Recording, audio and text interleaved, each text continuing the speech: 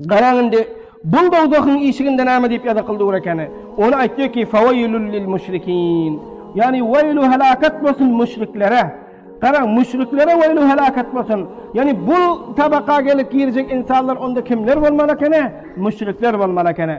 Gelin garang aziz musulmanlar, şirk diýilýän näse bir ilmi bahs alyjak. Yani şirk aslan iki rakam bolýar. Müşrik diýileni hakikatta yani bir müşrik-i celi var, bir şirk-i celi, bir şirk-i hafif oluyor aziz cavanlar. Yani şirk-i celiye şoňa ki göze görünüp duran şirk bolsa, yani Allah Teala'ga şerik getiriyor olmasa. Hemçinden İsaviler, Nasaralar aytıyor ki üç huda var diyor. Biri Allah Teala'nın özü diyor, biri İsa Aleyhisselam, biri şunun enesi diyor. Üç tane huda var diyorlar. Ana bunlar şirk-i celi diyor ki hem biliyor ki Allah Teala'ga bunlar näme şey ötüyorlar ayla? Şerik getiriyorlar. Ya Yahudiler diyor ki Uzeyr ibnullah. Uzeyr Allah Teala'nın oğlu diyor. Bunun bir huda diyor. Tövbe nauzubillah Allah'dan bir huda diyor. Ana bul ketteken şirk-i celi diliyor muazzez Müslümanlar. Ya şunun şekilde müşrikler aytıyorlar ki melaiketu banatullah. Melaikeler Allah Teala'nın gizleri diyor. Ana Allah'ın gizli dedim Allah Teala onda bir şirk-i celi etti ki göze görünüp duran ketteken şirk etti bular. Ya bular karan şu butları kurşa koyuyorlar, şuna ibadet ediyorlar. Ya şeyh ümmet bahadaşlardan mücesseme kurşa koyuyorlar. Adamın suretini, ayalların suretini, atların suretini şekillik näseler kurşa koyuyorlar. Şuna barıp secde edip şuna ibadet ediyorlar. Qaranginde bulara aýsa ki emerdim. Sizler näme için bu rakam ediyorsunuz? Abdullah bir daş abul. Bunu näme için ibadet ediyorsunuz diýse, qara Hudaň taliman eden ýokdy.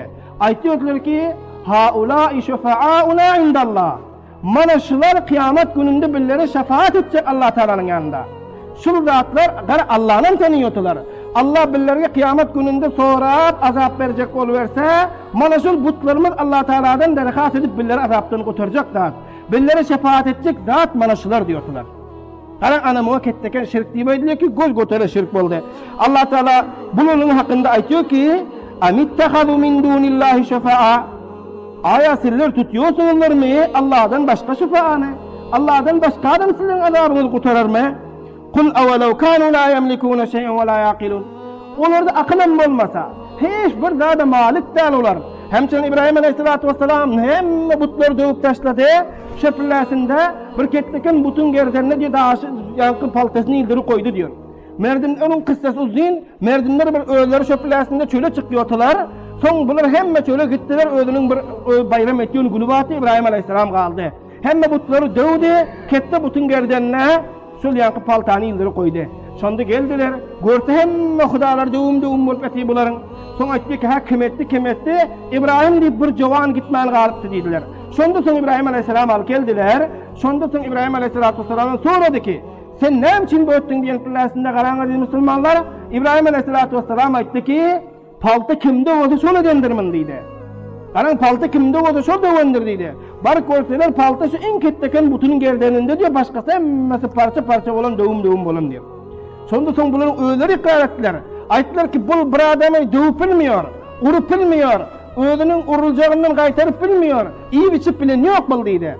İbrahim Aleyhisselatü Vesselam ayttılar ki onda sizler bir adamın urup bilmiyor masa, iyi biçip bilmiyor masa, özünü dövüp otursa kaytarıp bilmiyor masa, şunu ne edip aytıyorsunuz Huda deyip dediler.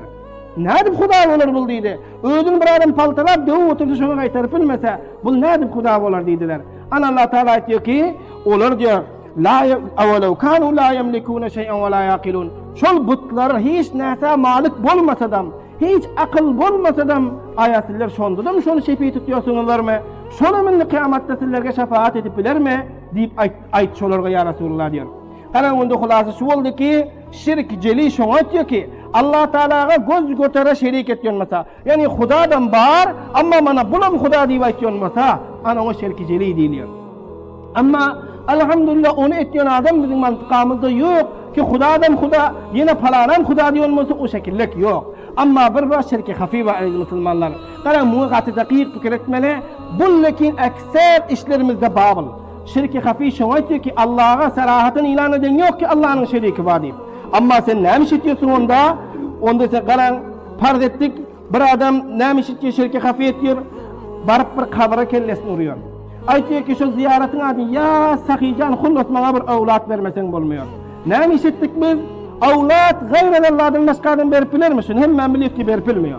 Hem dünyanın hem adamı üyüşte bir parmağını korşap bilmiyor insanın. Eğer onu bir adam edip bilir yanak basam, bunu edecekler. Daray bile basam, kudret bile basam ama sırf Allah'dan başka adam avlat verip bilmiyor. Ana biz varsak Kudana kasta, mağlayı ursak bir kabra. Ya Veli Baba, ya Falan Baba, ya Sahi Baba, bana bir avlat ver deyip yapışsak da. Ana bunu şirke kapıyı diliyor. Karanımda biz şirk ettiğinde. Avlat veriyor Allah biz yine bilin dilavatiyiz. Karan amma lakin bir namaz yolu var. Ona vesile değiller aziz Müslümanlar. Vesile bizim mezhepten doğrusu ben dedem. Siz aytıyorsunuz ki ya Allah benim günahımı geç öz peygamberin şerafetinden. Nebi Aleyhisselatü Vesselam'ı ya vesile diyorsun. Aytıyorsun ki bana şu ya ahirin peygamberin şerafetinden ya Allah benim günahımı geç diyorsun. Ana bunu oluyor. Ama buna edip bilmiyorsun ki ya Resulullah benim günahımı geç deyip bilmiyorsun. Günah geçecek sırf Allah'ın oğlu olmalı. Hatta Nebi Aleyhisselatü Vesselam'dan dilemelde ki ya Resulullah bana evlat ver deyip. Nasıl ki Allah veriyor te. Karananında bulan bir şirk oluyor. Ya farz ettik siz bizim içimizde revaçlar var. Akşam baykuş çakırdasa o erte bir musibet gelecek mi kayın? Erte bir iş olacak yani ha hoş haberlik olsun diyor. Hoş haberlik vel kader hayrihi ve şerrihi minallahi teala. Şuna imanımız var ahirim. Şerişem, kıyımlık üstümüze geçedem, hoşhallık geçem hemmes Allah'tan deyip ama imanımız var ha. Yine etsek ki bir baykuş çakırdı deyse o erte bir de gidecek kurtulmasak gitmeyenini koysak bir işav olacak yani. Anamın adam şirki kapıyı diliyor. Ya şu şekilde ulaştır verirken ki bir garga akılda verse bir insan şu gün ya ertesi safara gidecek olsa onu koyuyor eken. Ha bunu bir neseden haber veriyor. Bunu gidip olmaz. Bunlar şirkiyat aziz Müslümanlar. Ya bir evlatlarımızın mağlayına tak koyuyoruz birazcık mıncık dağışına sana. Ne edecekmişsin? Ana şunu takmasan katı kesel oluyor bunu. Şunu koruyor mu ne? O koruyup bilmiyor. Allah koruyor. Karan şu